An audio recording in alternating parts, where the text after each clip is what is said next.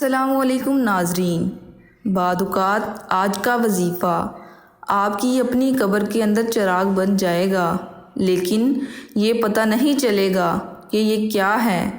اس وقت یاد آئے گا کہ یہ روشنی کہاں سے آئی ہے، اور وہ کہیں گے کہ وہ جو درود شریف آپ پڑھتے تھے اور کہتے تھے کہ یہ بے اثر ہے، اب یہ درود شریف کی تاثیر ہے، اس لیے نیکی کبھی ضائع نہیں ہوتی۔ جس طرح سورج کی کرنیں دنیا کو روشن کرتی ہے، اندھیرے پر غالب آ جاتی ہے،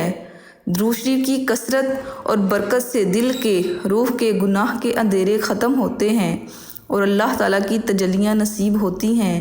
نور عطا ہوتا ہے، درود شریف کا نور اعمال پر غالب آ جاتا ہے۔ لہٰذا درود شریف کی زیادہ سے زیادہ کثرت کریں تاکہ یہ آپ کے لیے ذریعہ نجات بن جائے اور آپ کی قبر کو روشن و منور کرے۔